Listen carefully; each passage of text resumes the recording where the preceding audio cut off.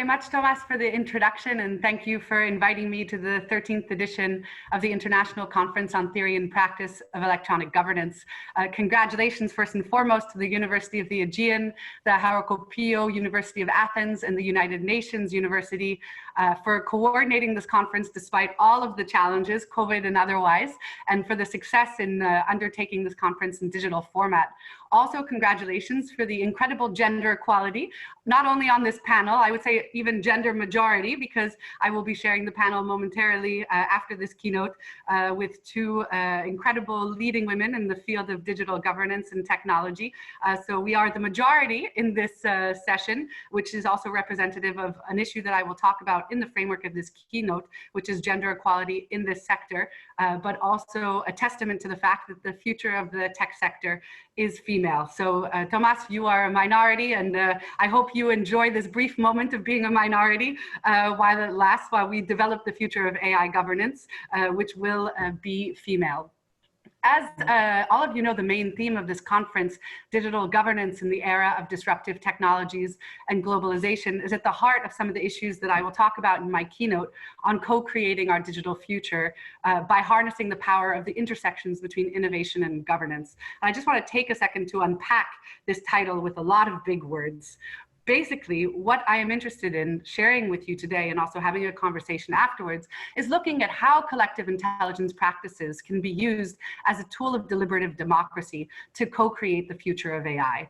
And why I called it intersections of innovation and governance is because at UNESCO, we strongly believe that this triptych of collective intelligence, deliberative democracy, and artificial intelligence is a fruitful one that needs to be further explored in the field of digital governance, and that this field of digital governance is co-created, but that technology can be used to unleash human potential, not break it down or replace it. So this is where questions of human agency also come in. So in the next 20 minutes or so, I'll be sharing with you, just to give you an overview of the time that we'll be spending together, UNESCO's current reflections on artificial intelligence, and touch specifically on issues that are at the heart of our mandate at UNESCO, which is AI and democracy, AI and human rights, our current standard setting work in the field of ethical artificial intelligence, why we believe that multi-stakeholder engagement is not only a way, but the only way for inclusive digital governance frameworks. And then finally, where do we go from here and what needs to change? So as we are starting off this keynote, I would like to invite the participants that are on the other side of my screen to put collective intelligence to the test. So in the chat that you have on the on-air window, could all of the participants, including the panelists and moderator, just share very briefly in the chat one word that you associate with artificial intelligence? Just the first word that comes to mind.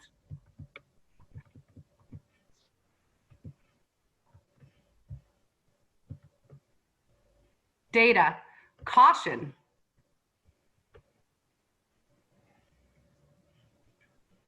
For collective intelligence, we need everybody. Bias, disruption, hype, great words.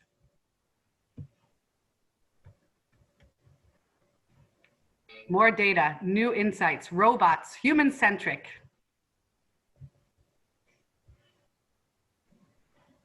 So there are a lot of different words that are coming up. Decision-making, decisions, automated decisions, algorithms, automated decision-making. So we see here that there are algorithms. There are a lot of positive words about getting new insights, but there's a lot of possibly negative words, such as questions related to a bias, to caution, to questions related to privacy and to rights. And this, for me, highlights what I would like to start off this keynote underlining, is that to co-create our digital future, we need to understand what we are talking about. So what are we talking about when we say artificial intelligence? And one of the things that I notice when I go to conferences in person is I'll be giving a talk on artificial intelligence, and 90% of the room are looking up online through Wikipedia and through Google, artificial intelligence. What does it mean? My 91-year-old father, who you may see at some point walking behind me because he's very excited when we have these conversations about AI, says to me, I don't understand what you're talking about every day. This is propaganda. And so this is something that I think highlights a lot of the fears institutionally from governments, but also from different stakeholder groups around AI. Is it hype, as one of the participants underlined? Should we be cautious?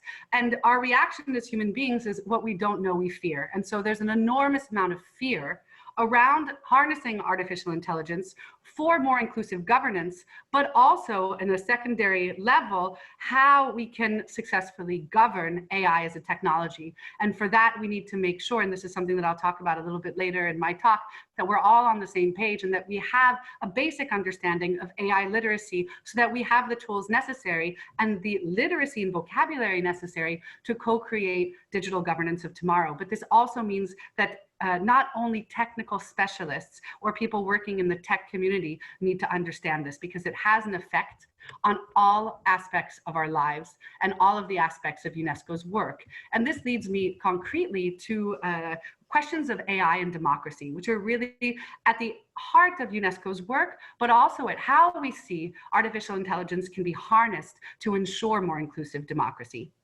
So at the heart of this intersection of AI and democracy is a question of who has access to what skills and what data. And when we think about fundamentally what we're talking about when we talk about democracy, democracy is not just voting for your leaders. It's premised upon ordinary citizens understanding the issues and being able to engage with those issues. So deliberation and debate is the way you stir the soul of democracy from UNESCO's perspective. And for this, we need to have everybody around the table. For those of you who are listening, I don't know if you've had the chance recently on Netflix to watch the recently released film, The Social Dilemma. And if you haven't watched it, I highly recommend, after the great sessions of ICEGOV, that you check it out online, because it really underlines the way in which specifically AI is harnessed through our algorithms in the social media platforms that we use to steer debate and create echo chambers, and in certain senses, limit democratic dialogue and engagement.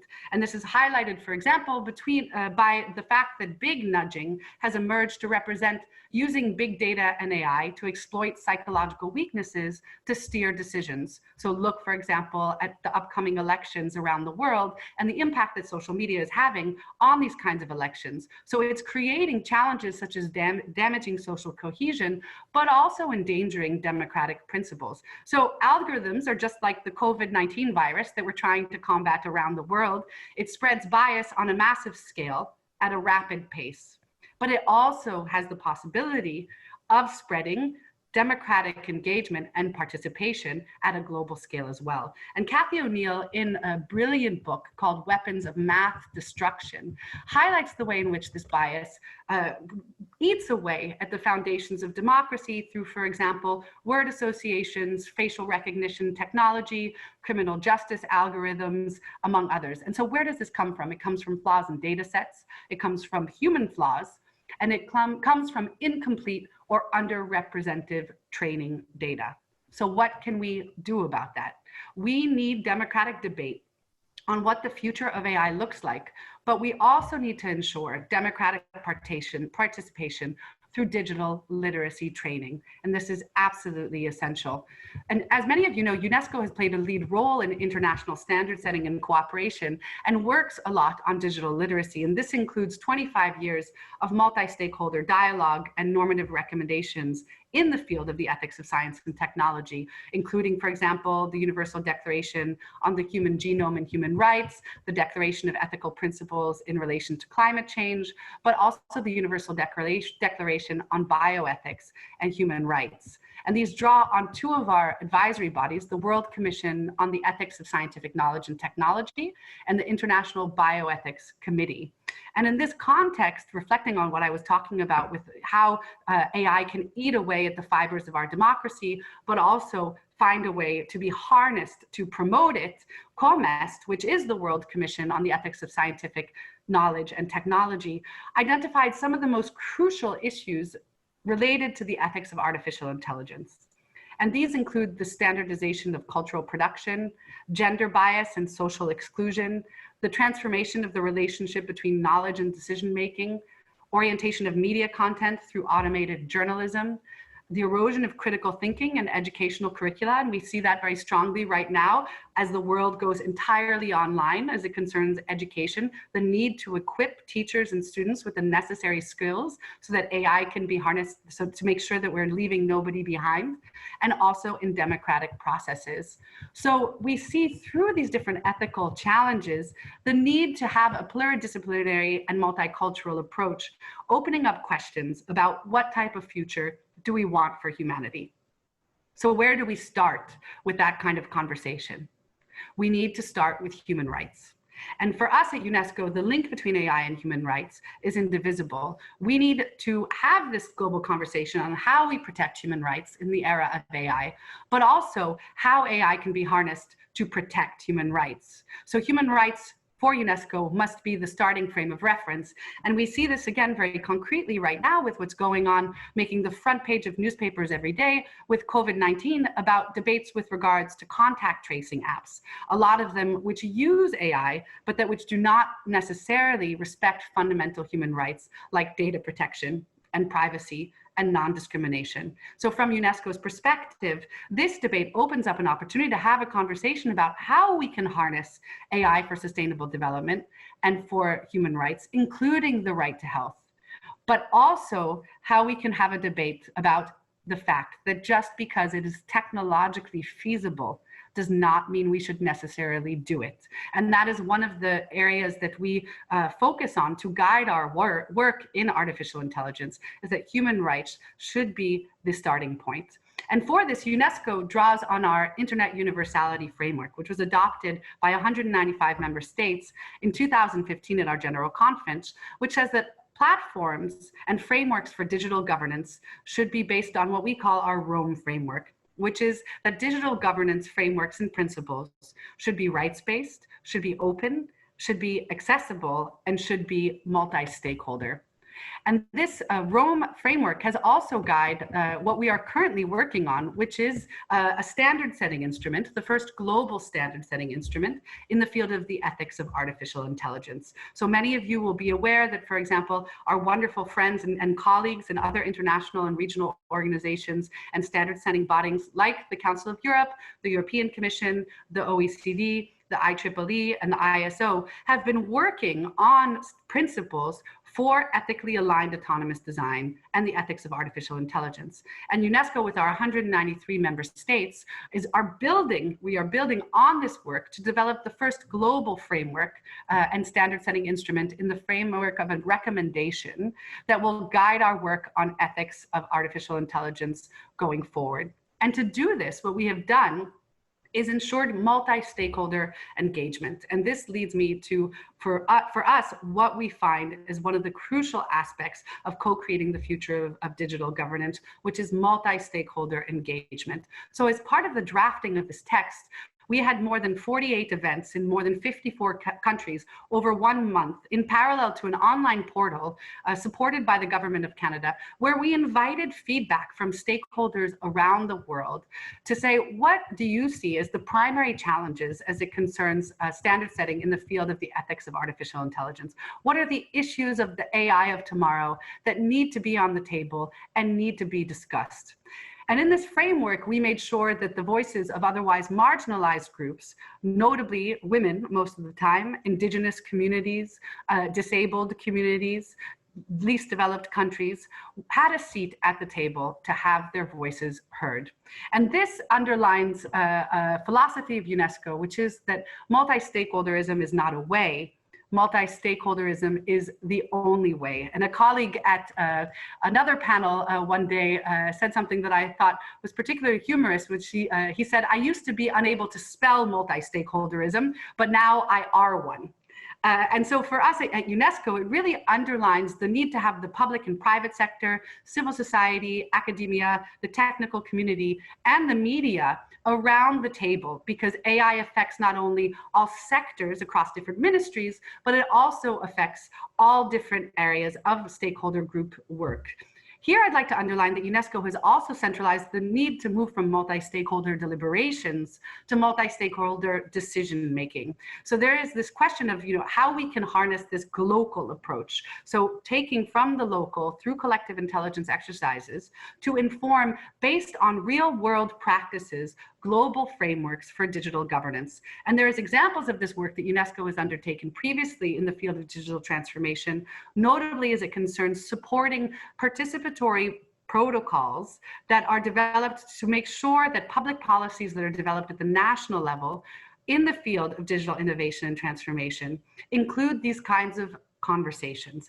And this is embodied, for example, in the Startup Act that was just recently adopted in Rwanda, that was adopted also in Senegal, and the current work in Rwanda to develop an AI strategy through these kinds of participatory public policy processes. And this is something that is crucial because the challenges that exist on the ground, if the main beneficiaries do not have a seat at the table, first of all, these principles will not be adopted. And secondly, these principles will not necessarily be relevant. So what does this multi-stakeholder space concretely look like to encourage this kind of dialogue? So a colleague of mine who's very brilliant and who works in the AI ecosystem, Nicolas Miaé, who is the president of the Future Society, underlined this notion that we actually need to now move, thanks to digital technology, from multi-stakeholder approaches to omni-stakeholder approaches. And that thanks to technology, we have the possibility to get the Ethiopian farmer in northern Ethiopia around the table with the professor at MIT to have a dialogue about these kinds of issues. And because AI is a distributed technology with fragmented governance, this also needs to be represented in the way in which we develop innovative approaches for public policy frameworks. We need these multiplicity of voices, but we also need these webs of dialogue in order to make a standard setting instrument that is global, but that is relevant and global at the same time. And here I'd like to underline two aspects of this multi-stakeholder approach that for UNESCO we find particularly important. The first is a question of gender equality. And I would like to underline here that this again is a collective exercise. In the chat, please name a female leader that you know of in artificial intelligence and emerging technology. While you're doing that, I'm just looking at the chat that Judy Backhouse underlined, saying the list of organizations working on ethics standard setting was predominantly European. And this is definitely something that I will mention in just a minute, but I'd like to highlight also while you are putting those names in the chat, that there is a recently established AU working group on artificial intelligence that at the level of the African Union is indeed working on a standard setting in this field, but this is also a challenge as it concerns engaging the global South, which I will talk about in just a minute. So please name a female leader in tech.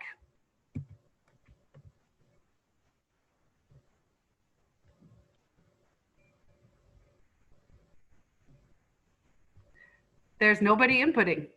That's not surprising. You do not need to feel bad about that. In a recent publication by UNESCO called I'd Blush If I Could, which was written with the support of Germany and the Equal Skill Coalition, we underlined a survey by a software company, where the software company asked respondents to name a female leader in tech. 10% could name a female tech leader. Half of the 10% named a name, and a quarter of this half of this 10% said Alexa or Siri. So it means that the most famous women in AI and emerging tech is a voice assistant. And this is something that is absolutely dramatic that UNESCO is working on to change, which is the visibility of women working in artificial intelligence, but also making sure that their voices are heard. I would just like to underline that as part of this survey, UNESCO underlined that there is something called the ICT gender equality paradox. And UNESCO found that countries with the highest levels of gender equality, such as those in Europe, also have the lowest proportions of women pursuing advanced degrees in computer science and related subjects. So for example, the percentage of women that are pursuing degrees in STEM in Belgium is less than 50% of the amount of women pursuing degrees in STEM in the United Arab Emirates. So this is something that is dramatic, which means that we need to also invest in digital skills of women so that they can have this informed seat around the table. This is representative of the fact that today women and girls are 25% less likely than men to know how to leverage digital technology for basic purposes, 4 times less likely to know how to program computers, and 13 times less likely to file for technology patents. At a moment when every sector is becoming a tech sector, these gaps should make people literally blush in alarm, because the future success of artificial intelligence will depend on women, and we need to invest in women's voices. The second aspect, in reflecting on what Judy said, is to make sure that the voices of the Global South are not only part of the conversation, but are heard. Because right now what we see at the global level is this risk of a kind of digital neo-colonialization through emerging technology of the Global South, where these standards are developed without the Global South around the table. And this, from UNESCO's perspective, is unimaginable. Not only because these voices need to be heard, but also because this technology has an incredible potential to ensure leapfrogging of digital development and development at large, like what we saw with the investment in mobile financial technology in Africa, which is now a model and being adopted, in fact, in the global north. We see, for example, that Google chose to have their AI lab in Accra, and this is representative of the incredible innovations that are in fact coming out of the Global South. And we see that also with the tech-based solutions for COVID, and the need to ensure a space around the table where these voices are not only heard, but also centralized alongside voices of other marginalized groups like Indigenous communities and people with disabilities. So where do we go from here concretely? There are, for UNESCO, key priorities for international cooperation to ensure this intersection of innovation and governance. The first is to invest in capacity building. So this means that citizens, youth, marginalized communities, and women, but also decision makers in governments, not only need to understand, but be creators of solutions themselves in order to create and contribute to the AI of tomorrow. This means that we need a multidisciplinary approach where we are training technical experts in ethics. And for example, training, which is what UNESCO is now working on, training judges in algorithms. And for this, again, we need more women involved to address specifically bias in the sector and in the algorithm. The second aspect is investing in research. So, for example, what I highlighted earlier from our publication, I'd Blush If I Could, we see that there is a neglect to address several issues that are directly related to sustainable development in current AI research. So we need to invest in AI and gender bias, AI and its risks and its opportunities as it concerns cultural diversity, peace, digital divide, and sustainability, which are all, again, otherwise neglected areas. In order for us to develop data-driven public policies and programs, the link also between artificial intelligence and open data and open educational resources and open science need to be made clear. Because if data is the lifeblood of democracy, then we need to ensure that it is flowing freely and that it is open. And the work on AI Commons and global data commons are part of this initiative of UNESCO with the entire ecosystem to make sure that this link is made to harness these kinds of innovation and access to data for global good. And the last aspect is looking at highlighting use cases. And here I'd like to highlight that Amandeep Singh Gill, another brilliant person in the AI ecosystem and also the former executive director of the Secretariat of the High-Level Panel on Digital Cooperation, said that the discovery of principles has to be driven by practice. So we often talk about this move from principles to practice. How do we move from principles to practice? When in fact, what we also need to do is ensure a feedback loop where we are moving from practice to principles. And this is absolutely essential to make sure that in the everyday of different sectors, the change in public policy processes comes from use cases and best practices on the ground. And in this regard, we need to ensure that there are platforms that ensure these kinds of exchanges between governments, but also between stakeholder groups on the best practices and policies that exist. And then lastly, what needs to change concretely? The first thing that needs to change is how AI is designed. And here again, there's the question that I highlighted earlier and that Judy underlined in the chat of diversity and gender equality. Why does this matter? Why should we invest in diversity and gender equality? research shows that as early as mid-2020, so we're smack in the middle of it, many people will have more conversations with their digital assistants than they will with their spouse. And the confinement and quarantine probably didn't help that statistic, because I imagine we are all talking more often with our voice assistants than with our intimate partners.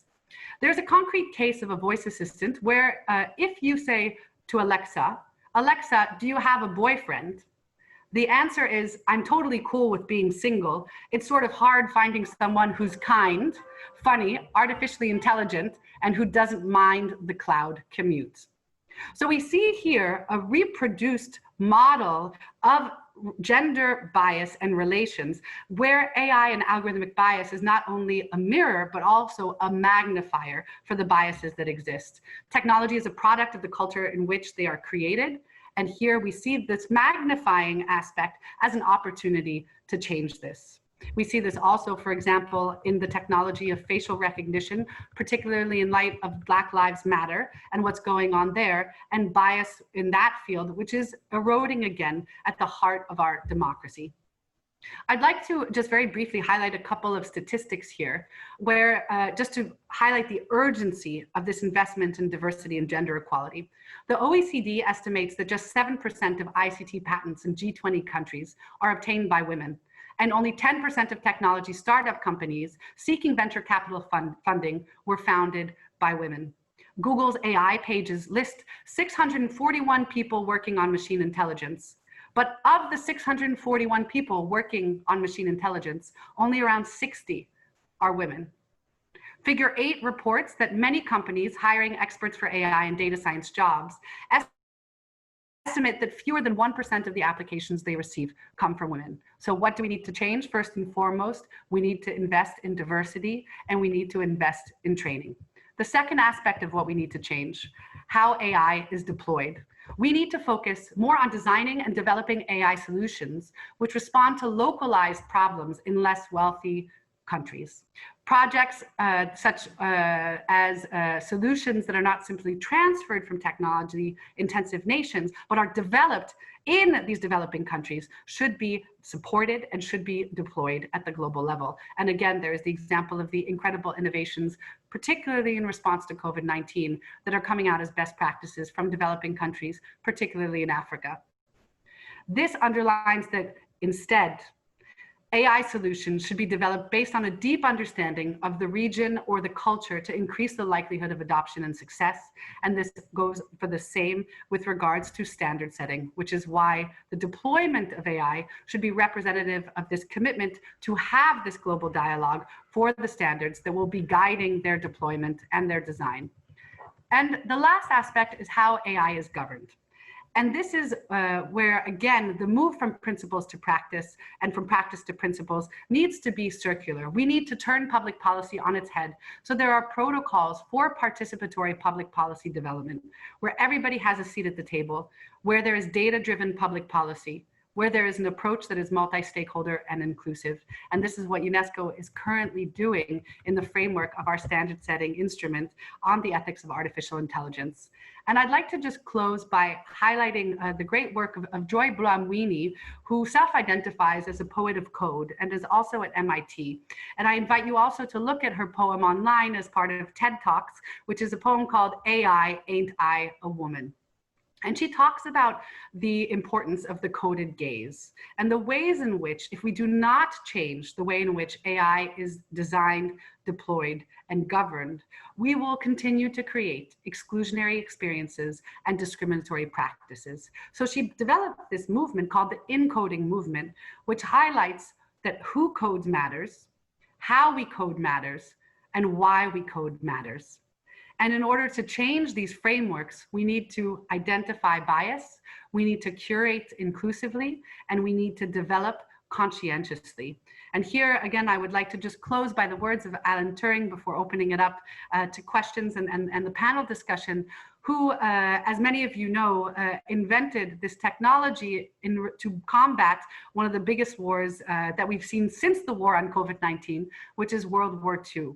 And he said, we can only see a short distance ahead, but we can see plenty there that needs to be done. So Our commitment at UNESCO is to harness this digital technology, emerging technology, and AI to create inclusive digital governance structures that are based on multi-stakeholder participation and innovation that leaves no one behind, not only to harness AI for good, but to make sure that technology reduces suffering and that it does not increase it. So thank you very much, Thomas, for allowing me the time to share this work and also our vision for these intersections of innovation and governance, and happy to take any questions that may arise before we move on to our panel discussion.